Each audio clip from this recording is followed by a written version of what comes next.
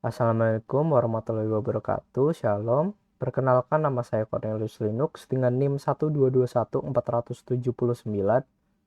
Di sini saya akan menjelaskan soal mengenai perbandingan antar struct dan typedef struct beserta implementasinya.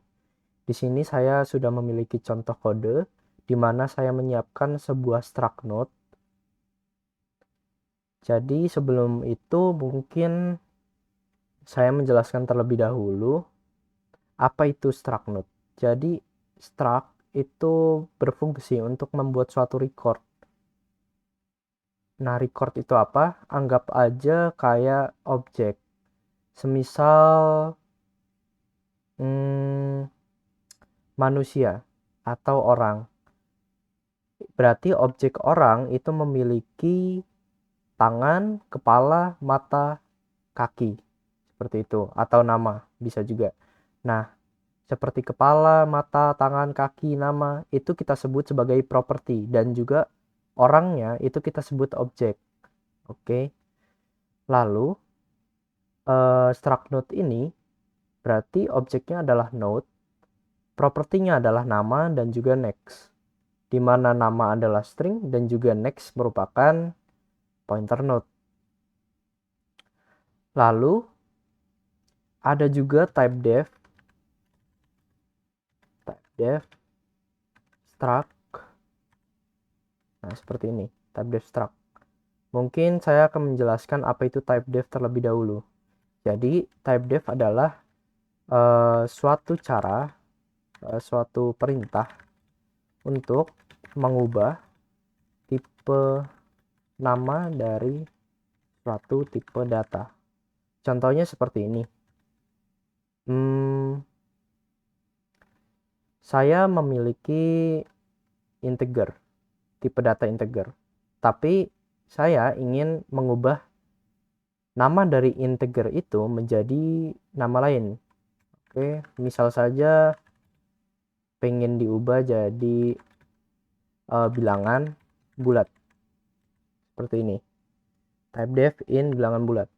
Jadi yang tadinya itu in x sama dengan 5, seperti ini, maka mungkin ini komen dulu ya. Maka ini sama aja kayak gini, bilangan bulat sama dengan 5. Nah, kedua kode ini sama aja. Nah, seperti ini. Kedua kode ini sama aja. Kalau kita cout bilangan bulat, lain, kalau di run, oh maaf, ini harusnya X ya. Coba di run lagi. Oke, hasilnya 5. Gimana kalau kita pakai yang X juga? Yang X. Jika yang X, maka keluarnya juga 5. Nah, jadi gitu ya. Typedef itu untuk merubah nama dari suatu tipe data. Seperti inilah contohnya. Jadi saya mengubah in menjadi bilangan bulat. Seperti itu dulu. Oke, sekarang lanjut. Apa itu typedef struct? Oke, semisal gue pengen punya gerbong deh, gerbong. Di sini mungkin samain aja nama, terus node, terus next. Mungkin ini gerbong. Ini titik koma. Oke. Lalu di sini gue punya ini. Terus semisal ini kan node ya. Semisal ubah jadi satunya jadi gerbong deh. Gerbong. Misal ini ganti aja jadi one. Yang ini two. Gerbong. Terus two.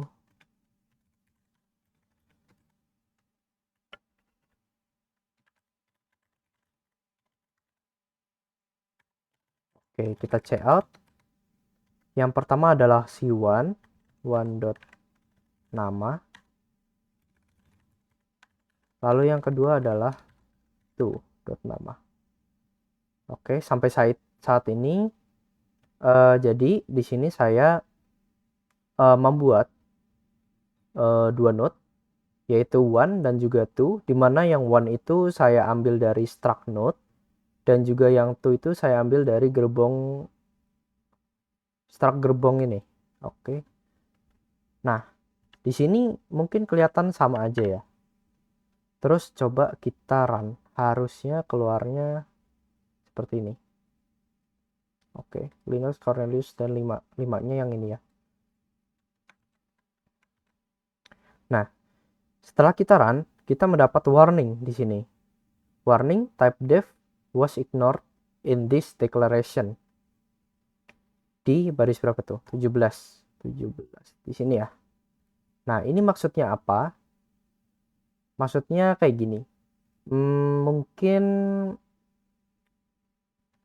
saya kurang sih.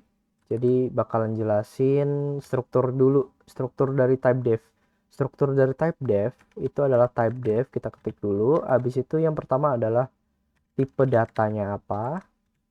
Lalu yang keduanya itu nama tipe data penggantinya atau yang barunya. Oke. Sebagai contoh yang ini type def in bilangan bulat. Type def udah aman. Lalu tipe datanya apa? Tipe datanya integer di sini. Terus nama tipe data penggantinya. Nama tipe data penggantinya saya buat bilangan bulat. Nah, jadi kalau kita panggil bilangan bulat itu sama aja kita memanggil in. Oke, seperti itu. Sebagai contoh ini harusnya bisa juga ya. Nah, normal harusnya. Oke, mungkin biar nggak bingung kayak gini dulu aja. Oke, seperti itu dulu strukturnya. Lalu kita analisis ya. Type def kita udah ketik. Lalu tipe data. Tipe datanya yang mana sih? Jadi tipe datanya adalah yang ini sebenarnya. Struct, gerbong, sampai sini. Nah, sampai sini. Mungkin lebih gampangnya jadiin satu line. Nah, seperti ini. Jadi, struct gerbong ini itu merupakan tipe datanya. Lihat kayak gini ya. Struct node ini kalau saya jadiin satu line gitu. Nah, lihat ya.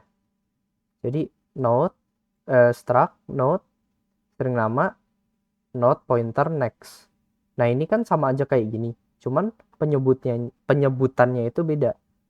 Cuman gerbongnya aja namanya beda. Nah, jadi kita kurang apa? Nah, kita kurang nama tipe data pengganti. Nah, kalau kita tambahin di sini, berarti kita ganti si gerbong ini dengan, mungkin bukan ganti sih, lebih tepatnya kayak menambahkan istilah baru. Misal gerbong ini pengen saya jadikan mobil. Nah, jadi kalau gerbong ini kita ubah jadi mobil, harusnya dia sama aja. Nah, lihat. Perbedaannya adalah dia tidak ada warning. Maksud dari warning yang ini itu artinya adalah type def itu di-ignore. Kenapa di-ignore? Karena kalau kita nggak pakai mobil ini, itu artinya sama aja kita kayak gini, nggak ada bedanya, struct node. Jadi struct gerbong, propertinya apa? Nah, itu kayak membuat tipe data baru. Tapi kalau misalnya kita kasih nama lain, itu kita dengan pasti membuat istilah baru dari gerbong. Jadi dia tidak sia-sia type def-nya. Intinya begitulah. Nah, makanya warningnya itu hilang. Oke, habis itu perbedaan yang lain lagi. Gimana kalau misalnya di sini aku tambahin misal aja note ya, note misal di sini mobil gitu. Nah, di sini ini bukan lagi artinya nama tipe data pengganti, tapi di sini udah bertindak sebagai apa? Deklarasi ya. Oke, contohnya kayak gini. Jadi anggap aja in y. Nah, kayak gini. In itu berarti yang ini tipe datanya. Kan untuk deklarasi itu kan tipe data dulu ya. Tipe data. Setelah itu baru nama variabel ya. Ingat bahwa struct node sampai ini, sampai kurung kurawal ini, tutup kurung kurawal, itu merupakan suatu tipe data. Dan yang kanannya udah pasti nama variabel. Oke. Jadi sesuai struktur, semisal di sini in, itu tipe datanya, dan y-nya itu adalah nama variabel. Maka struct node ini adalah tipe data, dan juga mobil adalah nama variabel. Oke. Jadi kalau udah kayak gitu, one ini kita bisa pindahin ke sini sebenarnya, one. Nah, terus yang ini mungkin bisa diubah jadi seperti ini. Kalau nggak salah. Atau kebalik.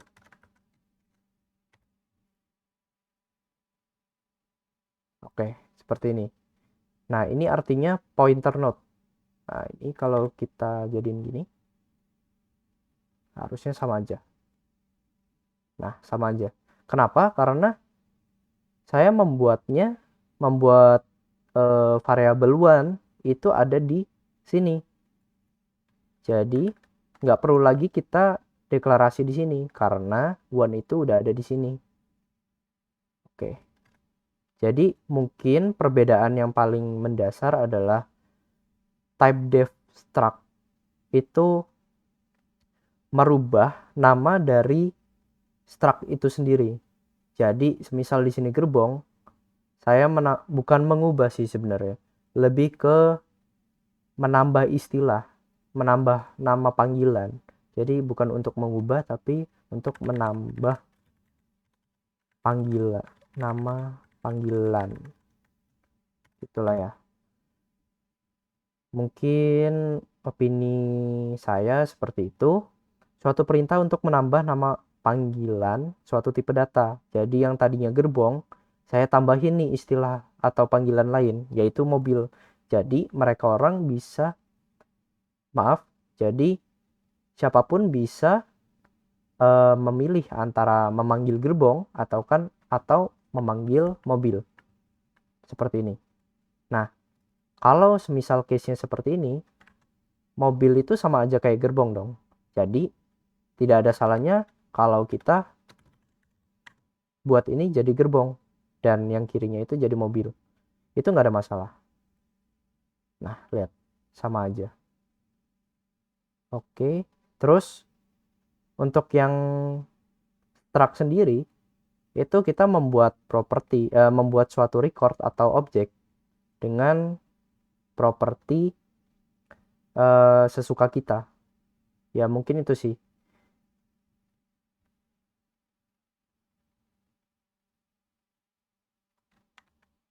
Ya, baik. Ya.